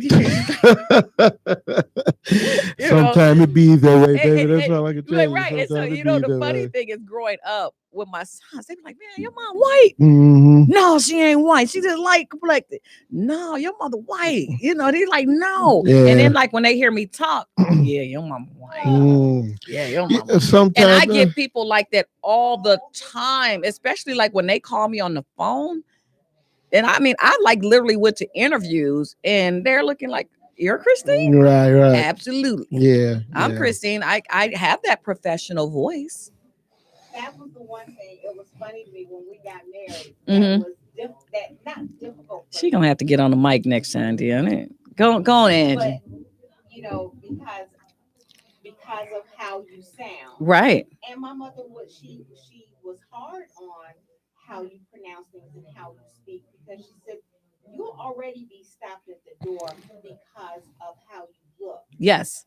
So you have to be. You have to articulate. Yeah. Get to the door. Mm-hmm. And so I was thinking to myself after I got married, I was like, when I interview, I don't know anybody outside of George Washington that has that last name. Yeah. That's right. So now. Hey, Nicole. My name, you just don't. Hey, know. CC/MAM. Yeah. but you can use like when I call, like, and so my boss, she's a Black CEO, so she called me today, and I'm sorry. And I'm like talking to her, and then she just starts laughing, and I'm like, Rose. What's wrong with you? She was like, Chris, if I didn't know who you were, you sound so white. I'm like, really? I would meet clients, people were like, oh, you helped us plan our travel or our stay. Kat, what's up, bro? Yeah. Hey, Sherry, how you doing, sweetie? Hey, Miss Jacinto, thanks for checking in. Yeah. And walk right past, keep walking. Kev, I'm chilling, bro. You all right? Hey, Lynn. Yeah. Really? Thomas, what's up, bro? Luis, what's going on, big guy? And see, I always tell people, don't get it twisted that I can speak properly and I'm educated, because I can be hood. I could be extremely hood. Yeah, Chief. I know you got a big job in front of you, dude. You working all the time. We roll it up. Where we roll it up to now? Like, where we roll it at? You got your Vaseline, girl. I got my gym shoes. Oh, goodness. But I grew up. Come on now, we know we grew up in Morgan Park. Some days it was like not that. You, but I'm saying some days like had to, days you had to fight. Yeah. Some days you had to fight. Yeah. And I've never been a fighter, because it's like it's just too much unnecessary energy you're using. Yeah. I've been let's talk about it. But you got the ones that don't want to talk. They want to just swing and hit. And, oh yeah. Again, in Morgan Park, just like probably any other school in the city. Mm-hmm. That's why it was. You had those guys that or those girls that just didn't feel like talking. If they had in their mind that this was what was going to happen, then that's what was going to happen. But you also had the light complexion, dark complexion thing going on too. Yeah. A lot of us went through that at Morgan Park, and it was just like, dude, go somewhere. And I'm gonna always say this: I cannot help how God has made me. Right. They say God made us in His image. Mm-hmm. Well, He broke the mold when He made me. He sure did. I don't think He had nothing to do with making you, to be honest. So, but I'm just saying that this is how He made me. So this is who I am. And it's not.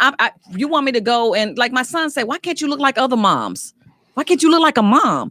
And I'm like, what does a mom look like? What does a mom look? And right, that was my thing. What does a mom look like? It's not like I went up to his school with short skirts and Daisy Dukes or anything going. I guess he was just like, well, Mom, you look so young. I get tired of people saying how young you look. Yeah. I said, Andre, you should be happy that your mom looked young. I said, I tell you what I do. When I come pick you up, I'm just going to put some rollers in my hair. I'm going to put on a house coat, and I'm going to have a cigarette hanging from the side of my mouth when I pick you up. I think that's what I'm going to do for you, since you want me to look like a mom. Is people being attracted to you, and he's tired of fending those questions. Well, you know what it is, because his little friends, tell your mama I'll be over there once you go to bed. A lot of that was going on. So, but and I know one time one little boy said it, and Satan heard him say it. And he was like, what you say about what you say about my wife? I'm like, hold on, player, we not married. But he was like, what you say about my wife? Oh no, I was just joking. But that was it. That was what it was. Because his friends used to always be like, tell your mama I'll be over. Tell your mama to have dinner ready. Tell that the little how boys do jokes. And like, hey, Miss Wilson, how you doing, Miss Wilson? I'm like, oh Lord, right, please. But but that's what kids, the little kids, the boys do, and it's like I said, well, if I was ugly, you have a problem with if they tell you your mama ugly, you'll be mad too. Right. So you can't have it both ways. Right. Which one do you want it? That's true. So but it's amazing, like you said, how these kids grow up. Like and we talked about this. If I did something, my mama knew about it before I got home, and I'm already probably got hit upside my head 2 or 3 times by the other people on the way home from them knowing that I did it. So it's there's no responsibility, there's no discipline. And it's so easy for these kids to get a gun these days. It's so easy to buy drugs. Like, come on. Yeah, because everybody's doing it. That's the end thing. And that's what I was talking about the first half of the show. It's just like, whatever is easy, whatever is more accessible, then that's what these kids are going to do. And that's most definitely more accessible to stand out on the block, to find your homies who's got a homie that's got pills, or find your homies who got a homie who can get you a gun, this, that, and the third. And that's all kids are settling for. They settle for, what I'm saying, but the rock bottom. Allow that to happen, because there is no way in the world, if you can't pay your rent, your child should have on $250 Snickers, and he's failing school. Yeah, failing gym. How about that? Yeah, you fell in gym. Why do your kid have on and you can't pay your rent? I mean, I'm a foodie, so I like to go different places and eat. So every once in a while I'll go to the Riverboat. Do I gamble? Absolutely not. I work too hard for my money. But I'm gonna go get me some crab legs. And you get that little special with the crab legs, all you can eat. That's all I'm looking for. Way to my heart is some crab legs. But nevertheless, I was in there walking, and I'm like, I can't, I'm walking like I can't. I think I did a live, like, how these people up in here with they rim. This lady was like, she got up. She's always, I always think about this lady. So she was on this machine. And she was like, she put a little cup down on top of the little thing, how they do. And I guess she was going to the bathroom or something. So, and I saw the little white guy sit there. And I said, oh, this is about to be interesting. I was on live, like, this is about to be interesting. So I stood there and wait. Do you know that man hit on her machine? That lady, when I say this lady had about 65, 70 years old, she grabbed that little white man by his neck. Get off my machine, and then this is my money. He's like, this is my money, it's my machine. And she was like, you saw my cup on it. He's like, I don't care who cup was on it, you can't do that. And I mean, like, he hit it big. Tell me, what's up, big bro? She was like, I use my rent money. Woo, woo, woo, woo, woo. I'm like, well, yeah, you dumb for that money. I can't even win with that. So I'm waiting, because I want to see what's happening, bro. I wanted to see what's going to happen. The people were going to say. So they came and they were like, well, ma'am, you got up. So then, because they were white, I'm like, but she left her cup on there. Right. That's what they do in Vegas. She came and she left. And he was like, ma'am, it don't matter if she left a cup there, if she left a purse there. She got up and left her spot. Ouch. Yeah, I was like, sucks. Well, sir, the honorable thing for you to do is, she left and you've been sitting here watch. I said, you could at least give her $50 or something. Give her a couple of dollars or something. And you know what? Even though she grabbed that man by the neck, and I think he won like I think he said 10,000 off that machine. He hit it big, because I was like, well, dang. Yeah, I need about 2,000. He probably gave her about 1,500. Oh yeah. He was like, well, here, this should take care of your rent. Right. You need to be giving me half. Chick, take the 1,500. Go on about your never business. Satisfied. Right. Because he gave you something. I'm like, that was very honorable of you, sir, to give her something. That's crazy. And I'm like looking. I'm waiting on my cut. Like, dang, I did talk you into doing this. I can't. I get $20 yeah, but he did. But my thing was, I guess my reaction was, she said that this was her rent money. If you knew it was your rent money, why in God's name are you at the pool? Gambling it away. Right. Every time you try to go double something is when you lose it all. Look, man. My cousins have this uncanny ability to go out to the boat. Now, don't get it twisted. At least 2 out of the 5 times, or 3 out of the 5 times, they come home busted. You know what I'm saying? Like, I'm back to ground zero. But those other 2 times, these cats bought several cars. several cars with the money that they didn't want. And it's just like, I don't even understand how you could Steve. do it. And it brings me back to the story when I turned 25. My mother took me to the boat. Now, my mother is a gambler, and she wasn't very good at it either, to be honest, but she was a gambler, and she took me to the riverboat. So after about the first 20, 30 minutes, I was like, man, I just got the drinks. I started walking around, so I went over to the other side. Do they still give you free drinks at the boat? I think so, yeah, as long as you're gambling, yeah. So I got my drink while I was on one of the slot machines, and I milked that joint for 2 hours. Because remember, you was drinking in front of your mother? No, she was on the other side. Oh, she was on the other side. No, I don't do that. Times have changed. But anyway, I go over to the other side of the boat. Now, again, it was like at 10 or 11 o'clock in the morning. It was about 1,000 people on the boat. But on the other side of this boat, there was nobody. But it was one poker table. And it was one Asian cat. Again, 10, 11 o'clock in the morning, this cat had on a James Bond tuxedo. White jacket with the black pants and black bow tie. And it was just him and the dealer. And so I stood off to the back because I was like, I don't want to blow his flow. I don't want him to say. Right. So I stood over his shoulder, far back watching. This cat had about, this is no lie, about 8, 9, 10 stacks of black chips. Oh, wow. What were those, 500s? I think they were either $100 or $500 chips. But he kept, he was just, like every time the dealer would put a card down, he throw it. Asian people come over here with their little money and do like, that. What? And I stood there for like 5 minutes. I was like, man, let me get out of here because I started thinking crooked thoughts then. You know what I'm saying? Like if I get about 2 of them stacks of chips, man, I'll be in great shape. You know what I'm saying? But I was just like, this dude is just, again, 10, 11 o'clock in the morning. This is what you doing? He might have been one of those professional gamblers. This is Intellectual Radio. Yeah. This is Candid Talk Radio on IntellectualRadio.com. Have to throw a little bit of the radio on there. My producer get mad. He wants us to say it every 5 minutes. Ariana, what's up, bro? Candid Talk Radio on IntellectualRadio.com. Yeah. People been trying to check in. We're streaming live 24 hours. People been trying to tune in, and I've had my cousins as well as my wife say that she can't get it in. She can't get. It's hard to, if you go on the intellectual radio. So if you go on the internet and on the computer, you can't get in. Yeah, no, I've had friends from other states. Are people hitting the live show? Yeah, I tell them IntellectualRadio.com, 7 o'clock. Yeah. They might have changed something. He might have changed it because we all started doing live. Well, but still, you know. Candy. The thing is, at least let us know so we can stop telling people to tune in, Yeah, because a lot of my friends are not on Facebook and they do tune in by radio. Yeah. They do tune in by their computer. So I did not know that there was an issue with we'll have to talk to the producer about that. Did you mention it to him? No, I didn't. I didn't get a chance to because we were running a little bit behind, but I did mention it, as he was, walking in and out, but he probably wasn't paying attention. And that's fine. You know what I'm saying? Like I said, we can talk about it and get it settled because like I said, hey to you, Pastor Parks. I said, hey, what you want me to do?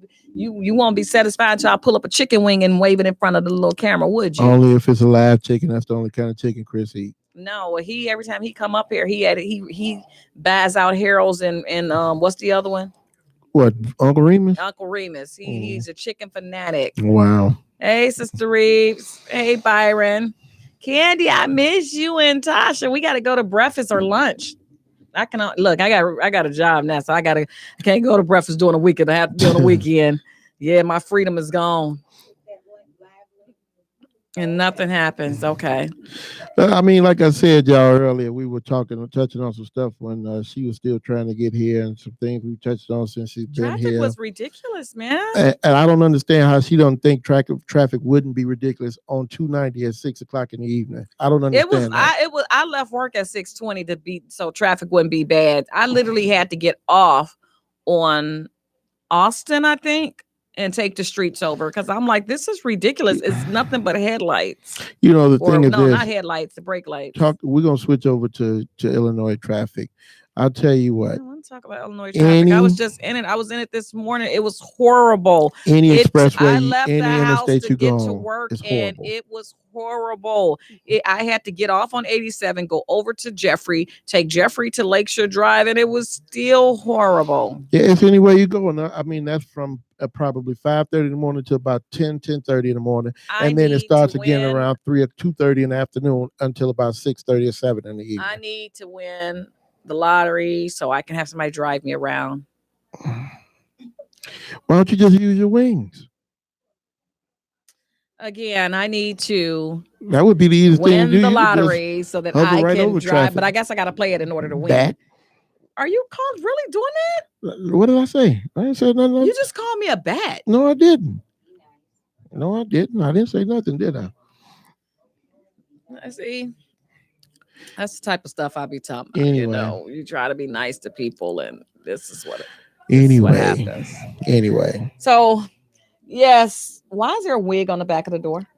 Oh boy, I just noticed that. Darcel, what's going on? Our producer gets weirder and weirder. He was barefooted when he came out of that room. He was barefooted. He didn't even have shoes flip on. Flops on, and he needs at least he got his foot. Well, yeah, he got them Indian feet, man. I mean, the Indians don't care about their feet, even the man. Indians had better looking feet. Yeah, I wasn't staring at him like that. I had to because I was like, yeah, Joe. He Lawrence, what's up, man? Lil John, what's up, bro?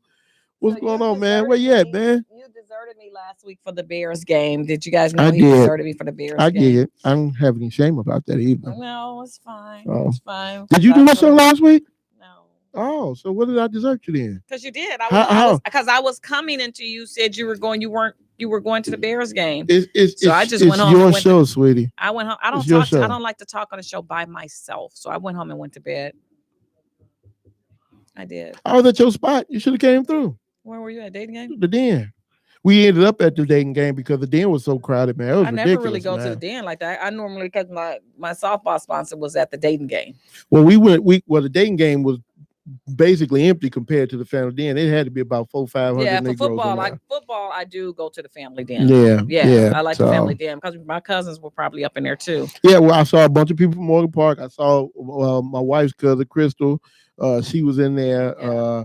I saw one of my old coworkers from Aunt Martha's. I saw him up in there. So when it's a good Bears game, it's no parking. It's no, you got to get there 3-4 hours early before the game and sit there and be. I parked drunk. about a block and a half drunk away. By the time the game started, right? Right. Oh yeah, that was going on. Yeah, that was definitely people got there early, and I don't blame them. Yeah. And I keep saying nobody comes out to the movie theater in Country Club Hills. They got that after 5. They got the bar in there. Oh really? They have a bar, a full, and I mean they have a screen the size of like a movie theater. Okay. Screen, yeah. I'm like, nobody comes out here. So I said, I'm gonna look into that and I'm gonna throw me a party out there, one of the Bears games, and everybody come out there and chill out and buy. You get food, drink, and it's a nice little thing, Yeah, definitely. I mean, but the thing is this: now that the season has started, and now that it's kicked off, the places that normally have, because even we were thinking about going over to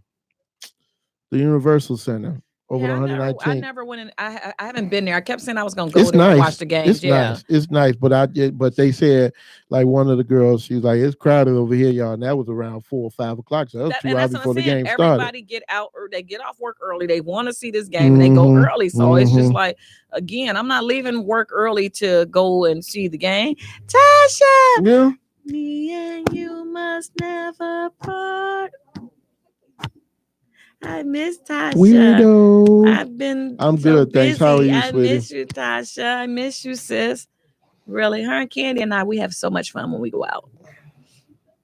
Yeah, that's interesting. We go to breakfast. Yeah, no, I see y'all pictures and stuff. I see y'all mess with out. people. That's what's up. Yeah, we have fun. That's what's up. Ain't nothing wrong with it, man. We trying to get a guys trip together because I know the girls they do it.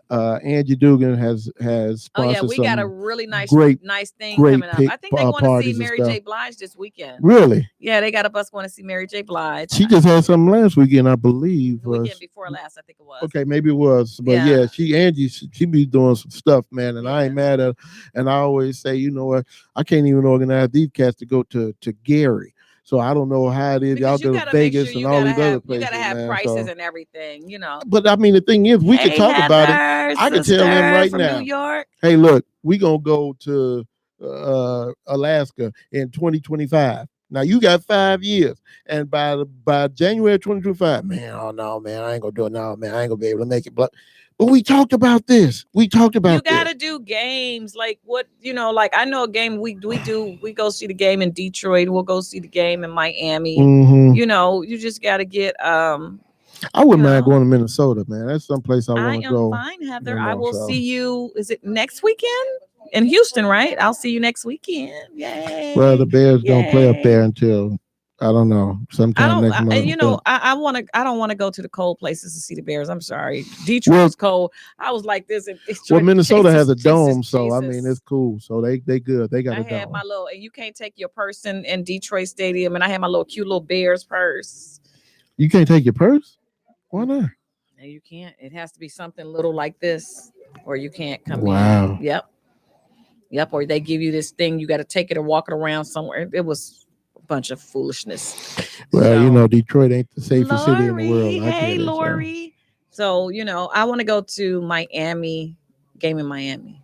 That's where I want to go. That would be nice. Sharice, she's going to London in a few weeks to see the Bears play the Raiders. Oh, you know what? I've had people ask me if I want to go to London. Yeah, it was expensive, though. Yeah, it was very expensive to go see the Bears in there. Her son, he works over there, so he's paying for her to get over there. So see, that's one of them times I would have to been dating a Bears football player. What's going on, sweetheart? Thanks for checking in. I can't date no Bears football player when I'm married. So I would have had to been dating a Bears football player to go. Shannon, hey baby.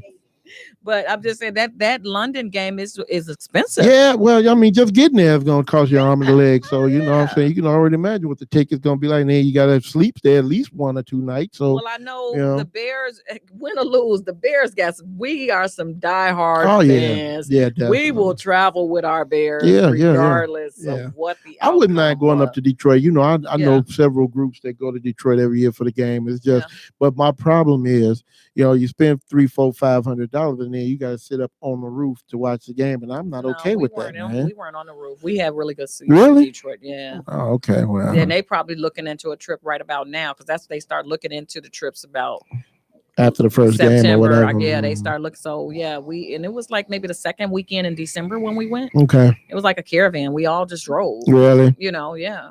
I stayed at one of the, I can't think of the hotel, but stayed at the hotel and then went to the game. And I know one of the guys had his camper and his family came in a camper. Yeah, so that's nice. Yeah, I got to get out to a tailgate. I've been tailgating, man. Well, Frankie was tailgating last Thursday. Really? I'm like, where were you at? And they was tailgating. I'm like, man. Where were they? They were down at the stadium. They were down there? Yeah, tailgating. I would have they were loved taking all the pictures, there. and I'm like, but see, I couldn't do it unless somebody would have came and got me from the train. I could have got off the train, but I couldn't. So I was like, forget it. Because by the time I go home and then come back, because if I go home, I'm going to go change my clothes. Yeah. This whole thing. Hey, so you got to get off early in order to do that to get there. Hey, Larry Ivory. Gosh, are you still over time. oh, God, what is it called? Down in Peoria, the black something in Peoria. I haven't seen you in a long time. Like it's been some years. The black what? Oh God, let's shoot. We have it here. The Black Caucus or something like that. Oh, okay. Yeah. It's been a minute. Okay. Larry, I need to get you in Chicago to interview you. He's such a brilliant, intelligent man. Really? Yes, absolutely. Speaking of that, I'm glad you mentioned that. There have been several people, man, and I'm pretty sure I'm going to get some calls, texts, or inboxes tonight. People want to come on the show. So I'll tell them, I said, man, you're more than welcome. I said, I'll let Chris know you want to come on, and matter of fact, I can't remember who it is right now, and I know she's gonna be pissed that I can't remember, but she's like, tell Chris we've been trying to get on that show forever, and I want to come on. Her. I always say that. Who it was. I always tell people when I do the show, my doors are open. Mm-hmm. Just let me know. Yeah. Hey, my brother-in-law, Kevin, you listening to, buddy? But I always say that you're welcome to come on the show if you want to come on and promote your business. Yeah, I would love to have you guys come out and promote your business. That's how we do things. Right. That's how we help one another. It's always about, for me, it's always about lifting each other Absolutely. and empowering each other. Absolutely. So if you got to come on and you got a subject that you want to talk about, we would love to have you come on and talk about it. Like I said, promote your business, talk about what you need to talk about. There are a couple of walks that's coming up. Anybody interested in doing that? Because you guys know I'm a huge person that do walks. I just did the hunger walk last week. Yeah, I saw that. That was a great walk. And now the suicide prevention is called Out of Darkness. Okay. That's September the 25th. 21st, but I'll be in Houston, so I can't do that one. Then there's the Junior Diabetes Walk on September the 29th. Okay. And then there's also another one on October the 6th in Tinley Park. October 6th is my grandmother's 99th birthday. Oh, wow. September 21st, my cousins will be here next weekend from Indianapolis, so I'm going to be entertaining them. Well, it's a happy birthday to my little mini me. Her birthday is this Sunday, and she'll be 11. Ooh, yeah, she'll be 11. I'm looking at this little girl, and then she's growing up way man. too fast for me, man. Hey, I wanted her to stay a baby forever, and she's growing. And then my dog Nia, her birthday is September the 29th, so Nia will be 13. Okay. Mal's birthday is in October. So Miles will be 5. All right. And then Nino's birthday is in December, and he'll be 7. Oh, okay. So yeah. Okay. So yeah, you got a little busy. Yeah, you're gonna be busy next few weeks. I get it, man. Yeah. I mean, honestly, I know my sister and them are coming in town for my grandmother's birthday. That's exciting. 99 years old. She's the oldest living family member we have. So Megan's great grandmother just turned 103. Oh wow. And she's down in Mississippi. So she's and grandma and Gigi, and you want to know something? She's 103 years old. She still stand up straight, and like she looks like she's like 80. That's what's up, man. Yeah, that's what's up. That's really, beautiful. really good for age. She looks like she's about 80 years old. Beautiful. Yeah, and she's just the most beautiful, loving woman. Just she sees Megan, and I just want to keep her, Chris. I just want to keep her. Right. And it's good when people look at your kid like, oh, she can come over anytime. Yeah, that's always a blessing. Her auntie has 2 kids. She's like, I'll trade you both of them for Megan. And that's how they are with Megan my is a son. really good kid. Yeah, my youngest son is everywhere they go. He is such a sweet kid. He's so personable, so mannerable, blah, blah, blah. And, he just shrugs his shoulders and whatever you tell him to do, okay, I'll do it. I don't care, so that's a blessing, you know what I'm saying? It just goes to show, it is a blessing. You're doing the right thing, It shows how that you're doing with your kids and, But I don't know. I'm ready to go. How about you? Because I have to be at work. You have to fly down to the family den? No, I'm going home. I have a husband. I'm going home, and he has to leave tomorrow. He has to go out of town, and I always miss him when he goes out of town. Like I really miss him when he go out of town. H-O-O. Yeah, I do. I miss him. I don't like when he goes out of town without me because I'm always thinking, he needs me. I am not even gonna go there with you, man. Because it's health. You know what I'm saying? Yeah, I get it. I understand, the man. Surgeries and the thing in June, and it's just. How's he doing? He's good. It's not that I'm worried about him. It's just that I just want him to always be okay. Yeah, of course. And that's I know if I'm with him, I can he's very cautious of what he eats and everything like that. But then I don't want to be that person that's looking over his shoulder though. Right. I just, if something was happening, I just want to make sure I'm there to make sure it's taken care of. That type of thing. You know? I get it. Hey, and that's how you should be, to be honest, man. So ain't nothing wrong with that, man. But hey, look, he grown enough. You know what he's doing. You know what I'm saying? You just gotta trust but I just miss him when he's gone. Oh, I do. I always miss him when he's gone. Anyway, I know he probably packed already. Yeah, that Negro packed a couple of days ago. He's like, I'm out of here. Right. See y'all later. That's all I'm gonna say. See y'all later. Straight up.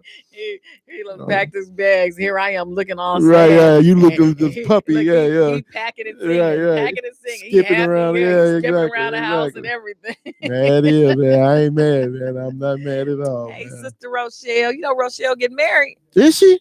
Her and Farron. Oh yeah. Next year. Yeah. Next year. Yeah. Next September. Yeah. Yeah. She called me. She was like,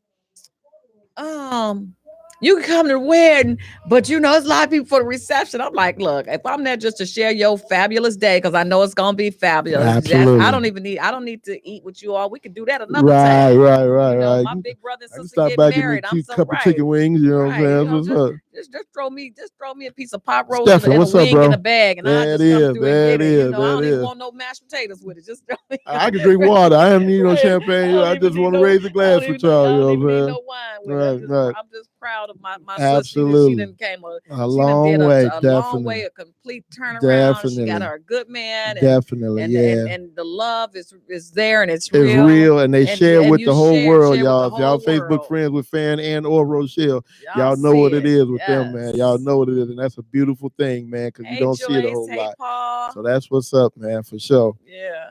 So but again, you guys, this is Candid Talk Radio on IntellectualRadio.com. We streaming live 24/7. If you got a topic that you would like to talk about, y'all know, just hit your girl up and hit my guy up. Dion will be more than happy to discuss it. If you'd like to come on the show, just hit Dion up or hit myself up. I told you, we got an open policy. You're always welcome. Absolutely. We're missing Tracy Jennings today, 26 year anniversary. So he's out in Arizona. Him and his wife out celebrating. Tasha, we ain't no telling what Tasha doing. There's no telling what Tasha doing, but we'll be back in full effect. Chris is out running around with the stars. So So we out here. So again, this is Candid Talk Radio and Intellectual. It's been fun. It's been real, radio, y'all. and we will be back next Thursday. Hopefully, I'll be on time. Hopefully. My boss is in town But next don't week, hold so your this breath. is like, don't hold your breath. But we out of here. I'm going home to my husband, my daughter, my 3 doggy woggies. And then she gonna go hunting for dinner later on after everybody go to bed. You need to stop act like I'm not a vampire and I don't go hunt for dinner. That's so wrong of you. He's so mean to me. Tell me I go hunt for dinner. Y'all know what it is. We didn't talk about this already too many times, so y'all know what it is. So for people that don't know on my page, because I don't want y'all to shoot them when y'all see them, Dion says I don't age. So if I don't age, I must be a vampire. Must be. Come on, man. Like I said, how many 700-year-olds look like that? You know what? Tell the truth. Look. Now I'm 700. Look. Can y'all even see her? Did she show up on the picture? Because vampires don't. Tell me she don't look a day over 40. I know. Did I get she to don't look be a day over 40. I know. Years old, but come on, like, man. seriously? Vampires don't age, and everybody know that. So, like I said, something wrong with you. I'm just saying, man. I'm just saying. So this is one other thing that's very important this week. I have on orange. I got an orange shoes and everything, orange earrings. For the people that don't know, September is Hunger Awareness Month. So that's why if you notice, there's always a hunger walk in September, because you will not believe that there are about 3.5 million or billion people that go hungry every year. So how does that happen, y'all? We the land of the free, and we got people that's starving.